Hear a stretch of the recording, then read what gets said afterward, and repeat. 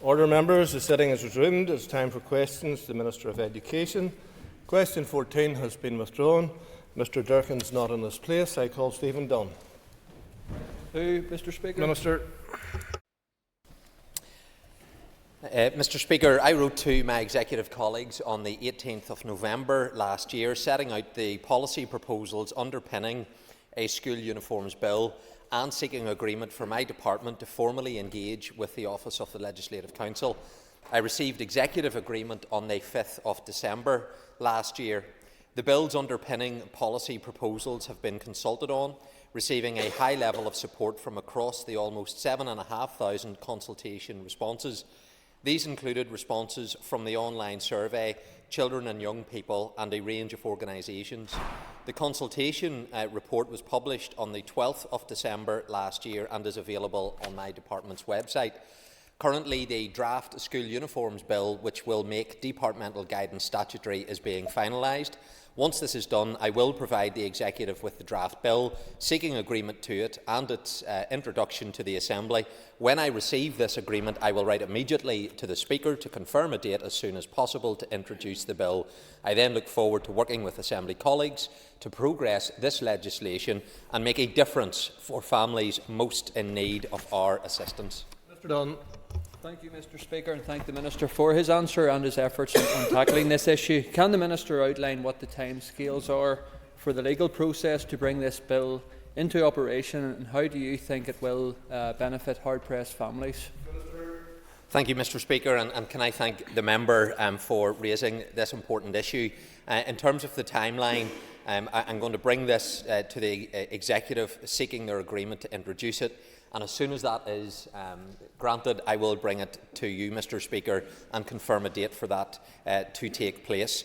There are a minimum number of timescales within the standing orders between various stages of Assembly scrutiny. So it's my hope to bring this to the Executive at our first meeting in February upon introduction, and then subject to the way in which the Committee and the Assembly decide to deliberate on the matter, there would be the potential to complete all of the Assembly stages before the summer recess, and I would then expect it to come into operation in autumn 2025. However, I am entirely at the mercy of this Assembly and the Education Committee in fulfilling that timeframe. But once implemented, this will have a positive impact in trying to help hard-pressed working families when it comes to meeting the costs of school uniforms and the associated PE kits. Cathy Mason. And I thank the Minister for his answer so far. Can I ask, is the Minister considering a cap as part of this legislation as a way of keeping costs down for families? Sir. Well, Mr Speaker, I can confirm to the member that within the legislation I will be seeking to take a power to then introduce a cap. So that is something that we have consulted upon. It's important, and the committee, I'm sure, will look into this issue. What would be the consequences of a cap? Some evidence suggests that a cap at times can suggest a limit for schools to reach rather than keeping costs down.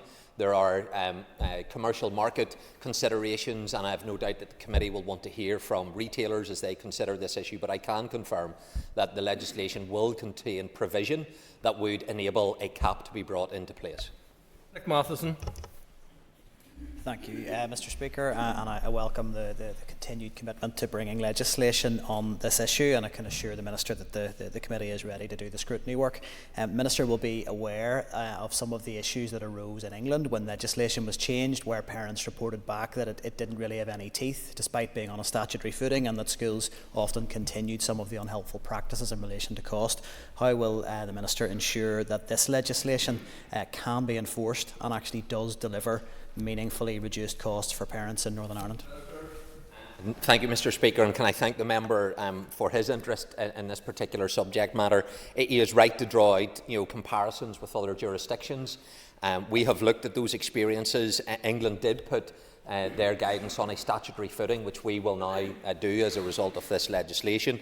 It will contain within it provision for the Inspectorate to monitor that, and that will provide us with information in terms of how those schools, of which the overwhelming majority are following the current guidance, but it will allow the Inspectorate to assess how schools meet the guidance once it is on a statutory footing. But England is also looking in recent legislation that's been introduced to Westminster around things like limiting and prescribing the number of items that would make up and constitute a school uniform and PE kit, and I'm sure that is something that members will want to consider as part of the legislative process. But obviously, creating the law is one thing. Making sure it has effect and also can bite when it needs to is what we need to ensure, that in passing this legislation that it has a meaningful impact for those who need it. John Blair. Thank you, Mr. Speaker. My department has instructed the Education Authority to undertake urgent remedial health and safety works to the modular building at Main Integrated Primary School. These works are currently being scoped and will be delivered as quickly as possible. Drainage, structural and condition surveys of the modular building are being commissioned to determine any additional longer-term works required.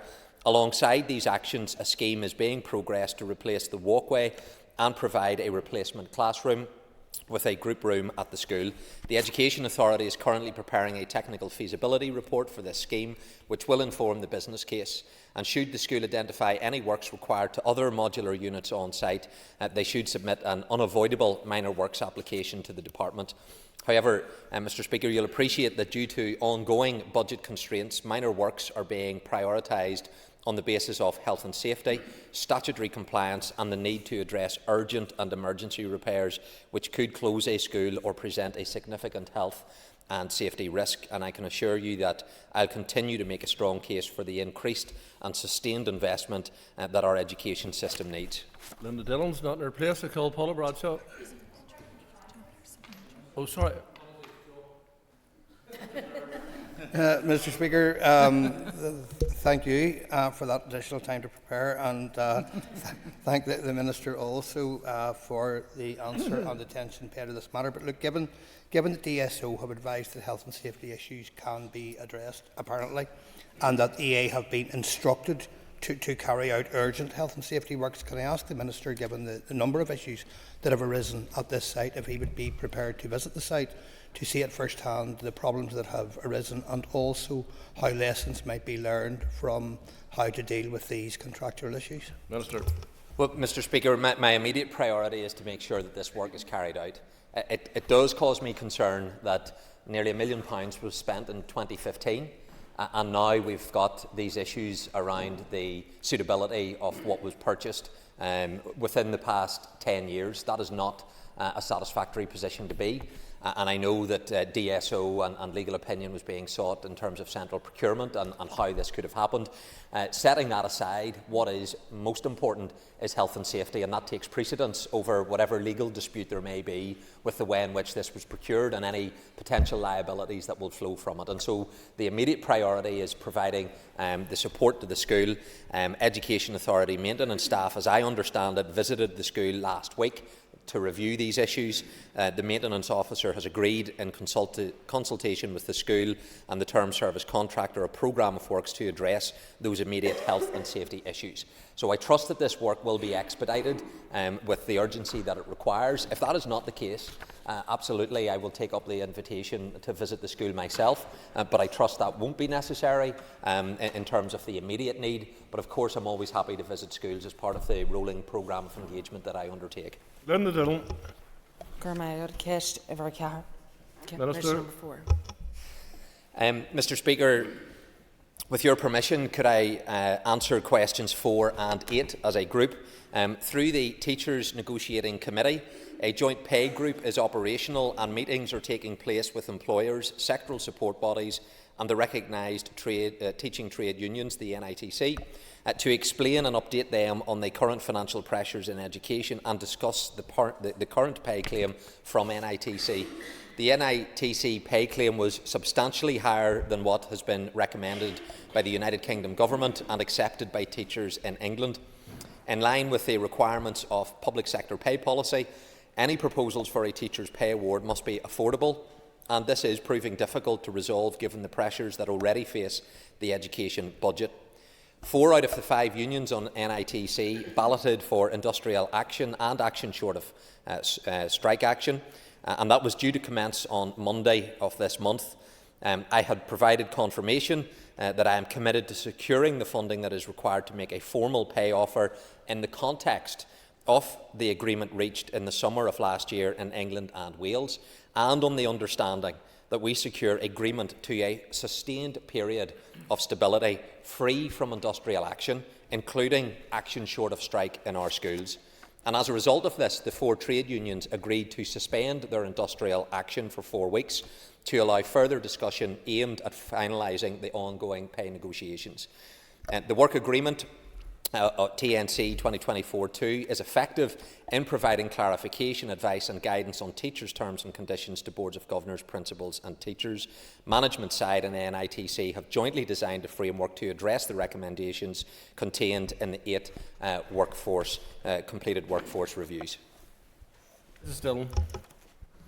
And thank the Minister for his answer. Minister, as you'd be well aware, obviously the pay issue goes much wider than just our teachers, and our classroom assistants are very frustrated by their own pay increase. And I'm just wondering, have you met with classroom assistants? Have you engaged with them directly? Because obviously they are among some of our lowest paid right across society, but they provide vital work in supporting our young children and our most vulnerable children.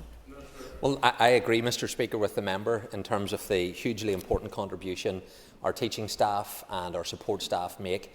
That is why, when the institutions were restored, the Executive gave priority. The Finance Minister made funding available. I worked with the unions and we negotiated a pay settlement which resolved 3 years of a dispute. We increased the starting salary for new teachers from $23,000 to $30,000. We increased teachers' pay by double digits in terms of the figures, and there was a backdated payment for that. We also resolved the industrial dispute for support staff through the pay and grading review, and that has resulted in significant increases of pay for all of the support staff that has been taking place. And what we are now trying to resolve is the issue related to the current financial year. I am engaging in that in good faith to get a resolution. My team is currently meeting with the unions right now.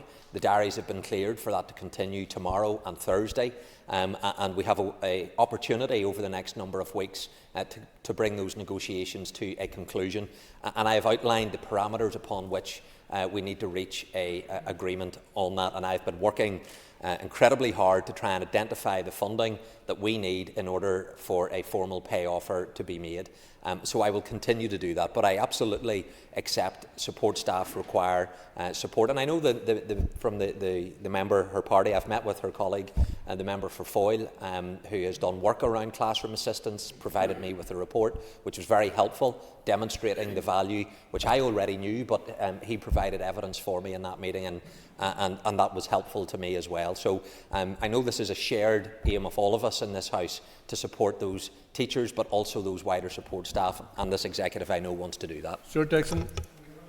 Thank you, Minister, for your answers so far. Minister, could you perhaps outline for the House what plans you have to consult with teacher and other trade unions to review teacher and classroom assistant workloads to better represent the reality of life in the classroom for both teachers and classroom assistants? Well, Mr. Speaker, can I thank the member for that question, because 3 of the 4 unions balloted purely on the issue to do with pay. 1 union also included issues around workload, and my original response highlighted issues to do with workload and commitments that were made and work streams that we have been taken forward. So in respect of that, a timetable for the implementation of those areas which can be progressed both immediately and over a short to medium term has been agreed with the trade unions.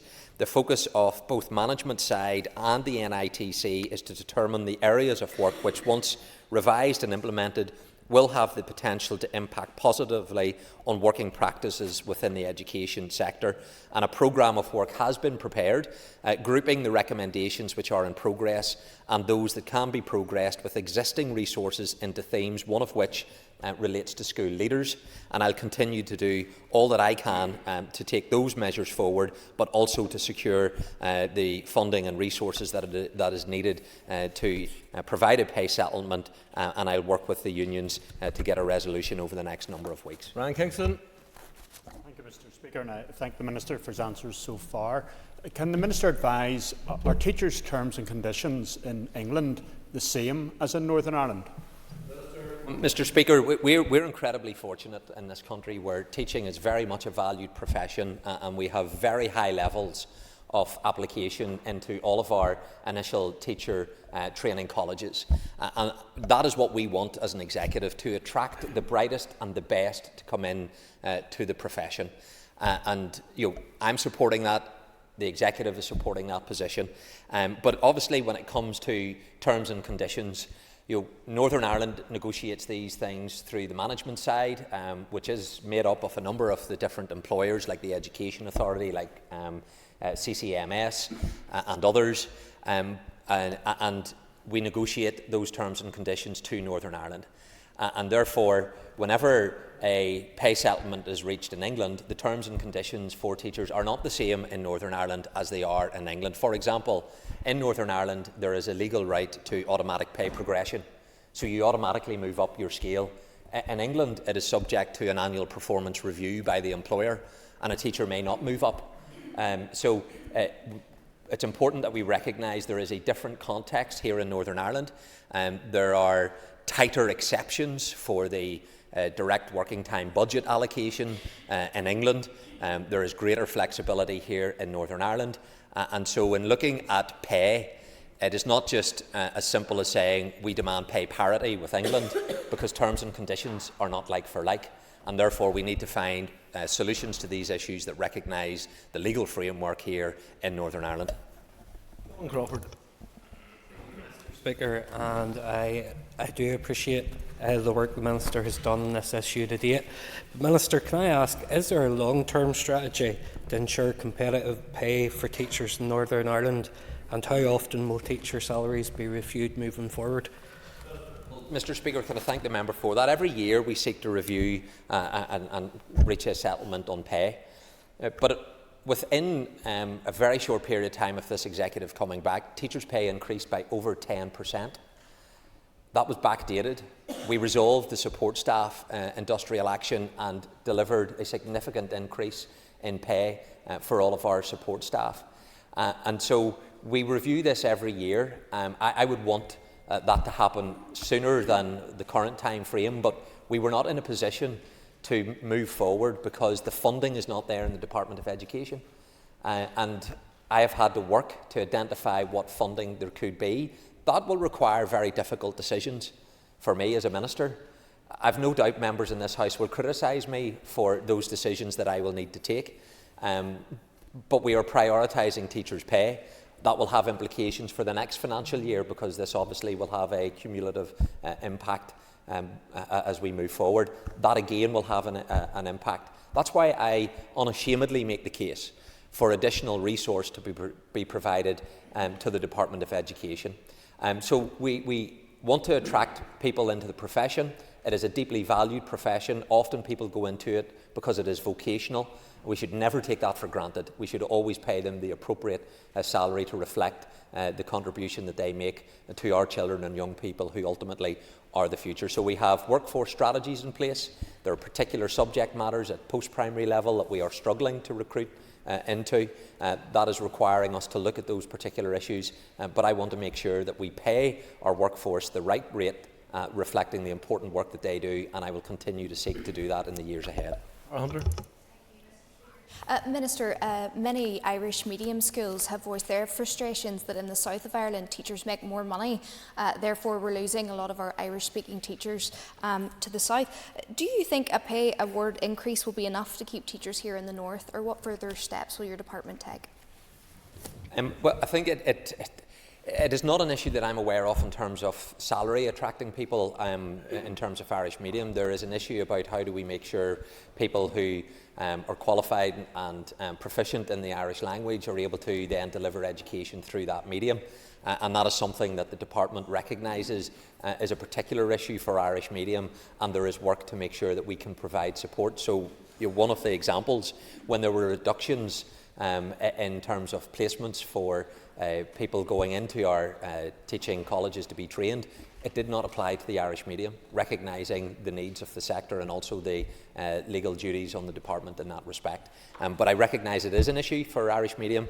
It is an issue for some other subject matters at post-primary level in terms of attracting staff into that. So we need to make sure terms and conditions are attractive, but we need to make sure that the working environment is something that teachers are able to be supported in. We can do that through a number of measures, but as I reform the education system, we look at curriculum, we look at ways in which we carry out assessment. Key to this is going to be teacher professional development and empowering our teachers who want to be provided with that support to carry out their job, and I'm determined that we seek to do that. Paula Bradshaw. Please. Minister. Mr. Speaker, area planning is the process of strategic planning of primary and post-primary education provision. This process has been developed to support the implementation of the Sustainable Schools Policy. The Department requires the statutory planning authorities, which is the Education Authority and the Council for Catholic Maintained Schools, working with the managing authorities and sectoral support bodies to identify future education needs and to develop solutions to meet those needs on an area basis. Ms. Bradshaw. Thank you, Mr. Speaker. Thank you, Minister, for your answer so far. Minister, as you know, the grammar schools in particular in South Belfast are so popular, not just within our own constituency, but from neighbouring constituencies. What consideration is given to that? Because a lot of the families that I represent, their children can't even get into their schools within their neighbourhoods. They're actually themselves having to leave the constituency. What consideration does area planning give to that? Sir. Mr. Speaker, it's a very valid point, and one that I know in my own constituency, where there are 2 grammar schools heavily oversubscribed, and often then people aren't able to get into the school of their choice in that respect, and therefore it can at times create that frustration. So what the member is articulating for South Belfast is something that I think is reflected within other constituencies as well. When we consider increasing enrolment in some schools, and in South Belfast we have and we are to try and address some of the capacity issues. You also need to take into account what impact could that have on another school, and so that process is always considered looking at the implications of development proposals, increasing enrolment, what will that mean for the wider area. So these things are often not straightforward. Whenever I look at the overall post-primary admissions process, there were 12 children remained to be placed within South Belfast, but there was a total of 45 Year 8 places that remained available. But that's not always in the school of choice for parents. I recognise that can create tension and difficulty, but we need to look at these things in the round in terms of the implications for all schools. Deborah Erskine.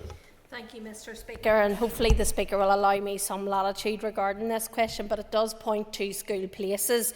The Minister made a decision last week in relation to closing Lack Primary School, and I've spoken to a number of parents who are concerned about the lack of school places in the near and controlled schools. So will the Minister act to increase school places, and what is his department doing to support parents and pupils and the staff through this process? That's about 80 miles of latitude, but I'll leave it to the Minister if he wishes to answer. Mr. Speaker, happy to speak on it, and can I thank first of all the member for the work that she is doing to represent her constituents in her constituency. I understand these decisions can be difficult. There were a number of decisions taken last week which caused controversy and a lot of different views expressed on it, but within that there were schools who I have closed. I don't take those decisions lightly, and Lack was one of them. But in taking that decision, I made it clear that there needs to be the support for those families, for the children in particular, to enable them to transition to alternative schools as seamlessly as possible. And if that requires temporary variations to be provided to ensure that pupils are placed in a suitable school, then that is something that I will, of course, take forward. So the Education Authority are working through those decisions, trying to seek to support those families and children. But where I need to take decisions to facilitate that, I absolutely will take those decisions. Matthew O'Toole. Minister, you said in your answer to Paul Bradshaw about the statistics around South Belfast, but can I ask, are you and your department and the Education Authority actively looking at the huge increase in housing we're going to see in South Belfast, the stretch up the Saintfield Road, Four Winds, Newton Breed carried off thousands of homes going in? Can we look proactively? There's going to be school capacity in the constituency and the neighbouring schools, Lagan College, Our Lady in St Pat's, in those kind of schools, to support that huge increase in housing and young families we're seeing in our area? Speaker, I outlined the process for this area planning, and that's why it's critical that the managing authorities look at that kind of information. They plan what the needs will be to address that within their community. They look at then the particular sectors as well to make sure that we are trying to provide that parental choice. I responded to an adjournment debate that Ms Bradshaw brought forward on this particular issue, where I spoke at length in terms of some of the decisions that we are taking to provide that. So yes, we need to make sure that there is that forward planning to meet the needs of the local community. That is something that we need to do, but we can't just take it purely in isolation for South Belfast as well. There are a significant number of pupils from my constituency accessing schools in Belfast. That is their choice, their right to do that. So we need to consider all of these things, looking at the various implications for other schools as well. But there is a clear legal process laid out as to how you seek to do this, and I'll continue to support the managing authorities and take decisions as appropriate to facilitate that. Minister. Mr Speaker, the Education Authority Special Education Needs Inclusion Service Medical Needs Team operates a central point of contact for schools and parents who have questions around inclusion of children with medical needs, including those with allergies and anaphylaxis. The Education Authority advises that in many cases, advice and support to children, young people and schools in relation to severe allergies can be provided without the need for a statutory assessment. For those children with a healthcare specialist, where a healthcare specialist has confirmed that the anaphylaxis is severe or a child has significant and complex difficulties, schools or parents can request that the Education Authority carries out a statutory assessment of their individual needs, and this will help determine if any additional provision is needed over and above that which the school can provide. Thank you, Mr Speaker, and thank you, Minister. I have been working with a young girl who has anaphylaxis. She's actually allergic to milk, dairy, eggs and nuts, which is a lot, and has really struggled with the inclusion service. Given what parents with children who have food allergies have to go through, the stress that it entails, the food allergies, and I have asked if you would be willing to meet with them to talk about what more can be done within schools, but also in conjunction with the Health Minister in terms of a public health awareness campaign. Is this something you'd be willing to do? Well, Mr Speaker, can I thank the member for raising the issue? Because we have been able to identify through the census return of 22-23 that there is just over 3,000 children recording as having anaphylaxis as a medical condition. So her one constituent is an example of those 3,000 children in that similar position. So there already is provision in terms of departmental guidance on medication in schools. We are reviewing that with the Department of Health to make sure that the guidance that's available is there. To assure the members, the catering staff, for example, all of them get annual training to make sure that they are providing the right support for children and young people with allergies, and there's a plan that they follow to make sure that the diet and so on and foods that are prepared recognise those differences. So this is an area where the Education Authority is doing work on. We are reviewing that, and I'd be more than happy to meet with the group that the members asked me to do to look at those issues. Jonathan Buckley.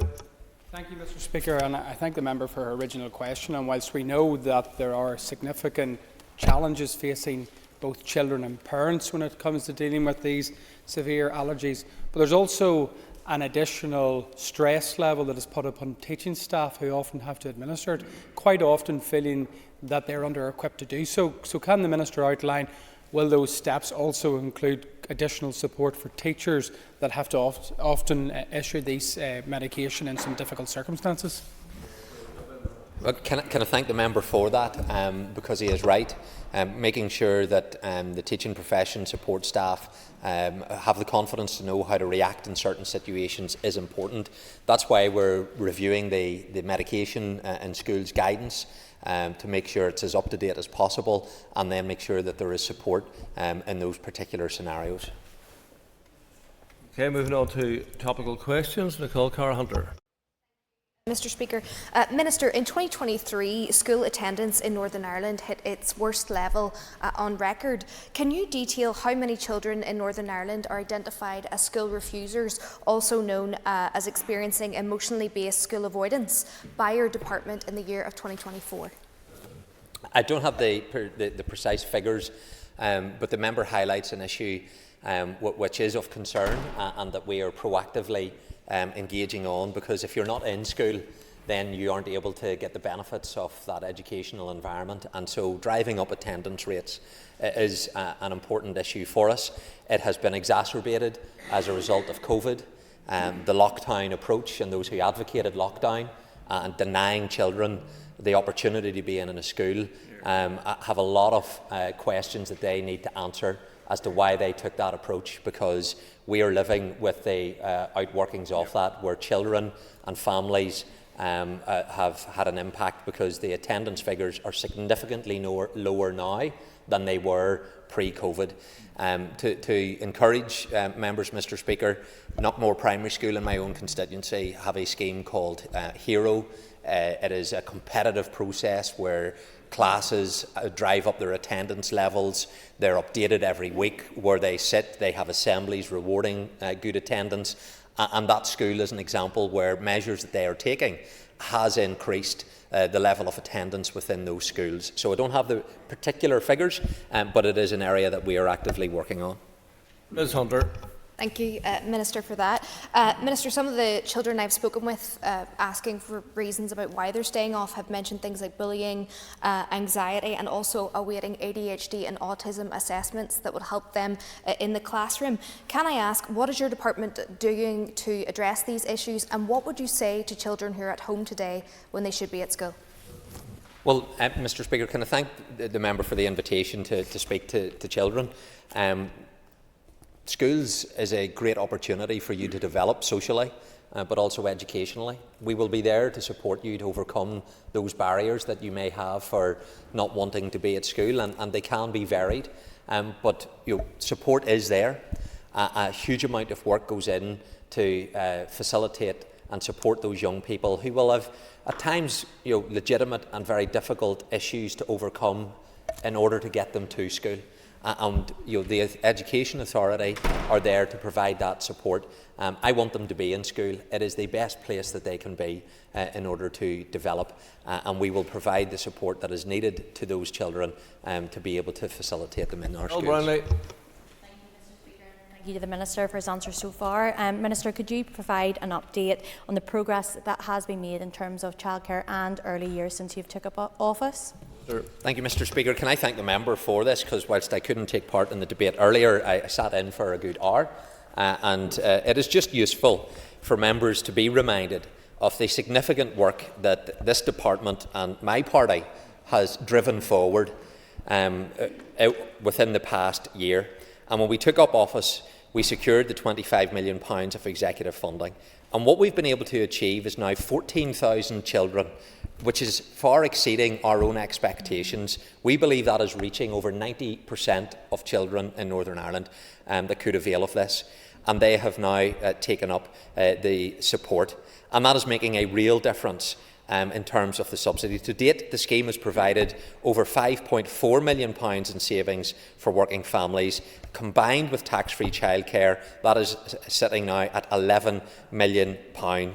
We've invested in an additional £7.6 million in existing early years programmes like Sure Start, pathway and other schemes that departments asked us to support, like the Department of Health's Fair Play grant schemes. We've also reintroduced the Book Start programme for Northern Ireland. We're training more childminders. We've enhanced funding for Irish medium preschool support. We are piloting schemes for additional approved home childcare providers. We've commissioned Royal College of Speech and Language Therapists to produce resources for those working with young children. We've launched a new preschool education inclusion support fund. We've increased the funding for Playboard to provide and train training on the importance of play in early years. And one of the most significant developments has been a major expansion of preschool education, so that an additional 2,500 children will get a full-time place in September this year, and more will follow in successive years. Ms. Brownlee. Thank you to the Minister for that fantastic answer. Just in terms of the childcare subsidy scheme, could you provide any assurances about the continuation of this? I've received a number of emails from parents who have benefited and they welcomed the scheme, but obviously want to know how this is continuing into the next financial year. Can I thank the member for the opportunity to continue, because I was running out of time. We've also commissioned NISRA, and they're undertaking a major household survey, and that will provide us with information in terms of data that's been collected from the childcare subsidy. That will inform our next steps as we develop the strategy. We have allocated funding to the Department for Economy to carry out the in-depth assessment of sustainability challenges. So whilst my department has delivered on countless measures, one department was asked and volunteered to support me to put in place financial support for providers, and we're waiting on Invest NI to do that scoping work to allow us to provide that support. So when I listen to some members being critical, I've listed everything that I've been doing. This is an executive-wide approach, and yet there's one minister who is doing the work. All I ask is that other ministers step up, and I will happily take forward the work, but I do need their departments to provide me with that support. In terms of the continuation of the childcare scheme, we secured £50 million. I bid for more. Give me more and I will do more. But I can only do what the executive allocates to me whenever that funding is provided.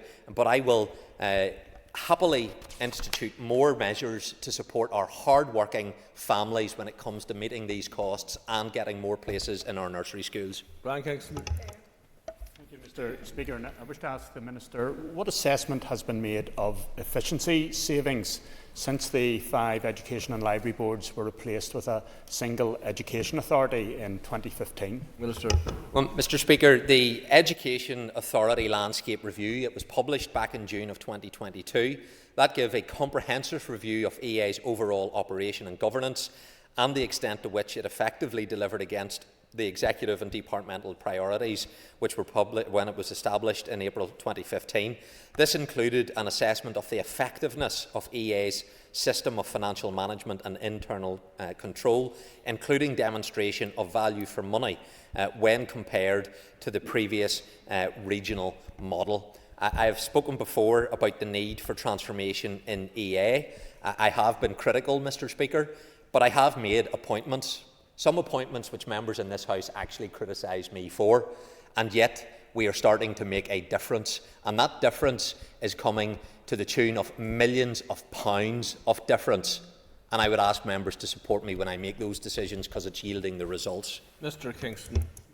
I thank the Minister for his answer and for that detail, and I don't doubt that efficiency savings are a priority in each budget setting process, and perhaps now with the 10th anniversary of the establishment of the EA approaching, this would be a timely opportunity to review what further efficiency savings and reduction in duplication has resulted and what further could be done given all the demands on his departmental budget. Well, can I thank the member for that and encourage him and other members to continue to ask those challenging questions of all of our public bodies in terms of efficiency, because I ask the questions of all of my arm's length bodies that are accountable to my department. So please continue to ask those questions. The Education Authority and the department will progress recommendations that came out from the landscape review. As part of that, I'll expect that there will be opportunities to identify further efficiency savings and reduce duplication across the services which the EA provides. And in addition, I want to assure the member that in light of the challenging budget outlook which education has and continues to face, that my department continues to press the EA for savings and efficiencies with a view to maximising my department's budget allocation for the benefit of children and school community. So every pound that we save in terms of a more efficient public administration is funding that I can put towards our children and young people. I am not about protecting institutions and structures. I am about reforming them to make sure that we maximise every pound for the benefit of our children and young people. That should be our priority when it comes to taking these decisions. Minister, I have been contacted by scores of classroom assistants who are concerned about their futures, and I know you've touched on it today with your answers, but can you confirm again that the vital contribution played by our classroom assistants is valued and that the SEND reform agenda and the delivery plan will protect their role going forward? Well, Mr. Speaker, I absolutely agree with the member. They are deeply valued.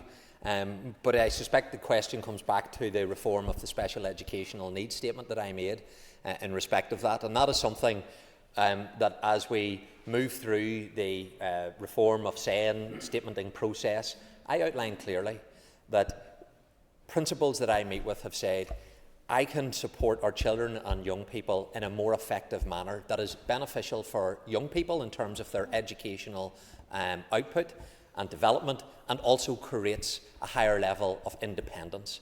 And therefore, we need to ensure that we give that flexibility to our schools and we work on an evidence-based approach, that we act in the interests of the children and young people whenever it comes to providing them with the support. There are exceptional classroom assistants, and I want to identify pathways to develop their professionalism. I would love to see a pathway that we can move classroom assistants to becoming teaching assistants, to becoming teachers. It is an indictment on our system that a classroom assistant who I met with in a school has had to step out of her employment to go into full-time education in order to become a teacher, when in other jurisdictions we can take those classroom assistants, they can provide support, train them, they become teachers, and we need to find ways to provide those pathways. Mr. Baker. Minister, for the answer. And on that basis, will you give further reassurance to classroom assistants that you will continually consult with their trade unions and ensure that their pay and conditions and future pathways reflect the vital role in the classroom? Absolutely, Mr. Speaker. I will do that. It is a result of the positive relationship that we've developed with the trade unions that the pay and grading review, which was a significant piece of work that was carried out, that required tens of millions of pounds to implement, which the Finance Minister worked with me in order for us to secure the funding for that. That was a two-stage implementation process to reflect those agreements. We have implemented the first one, and come the 1st of April, the second phase of that will be implemented. That came about through the kind of cooperation that I believe the public sector, government and trade unions should have in terms of making sure that we support those within our workforce. And they too, like me, want to have the needs of children at the front and centre of the kind of model that we seek to implement in the future, and I'll continue to engage with them. Thank you, Mr. Speaker. Can I ask the Minister if the SEN action plan, when published, will include targets for how many allied health professionals will be available to schools to ensure that every child with SEN and disabilities has access to the support they need? Minister. Can I thank the member for that question? And I spoke to this issue around the need to make sure that those impact teams that are being set up, that we have the appropriate allied health professionals aligned to it. That requires Department of Health to work with us to make sure that we can provide that support. That again is about making sure that we provide the right support whenever it is needed. It should not be the case that parents are having to seek legal recourse to get a statement of educational need. That is as a result of a failing in our provision, and we need to reduce the number of statements, but we will only be able to reduce them by actually providing the services in the first case. Ms. Nicholl. Thank Thank you, Mr. Speaker, and I agree with the sentiment wholeheartedly from the Minister. Can I ask then what conversations the Minister has had with the Minister for Health in terms of what numbers of allied health professionals will be needed in schools right now, but also in the future? Well, I can assure the member, Mr. Speaker, that I've engaged with the Minister of Health in terms of these issues.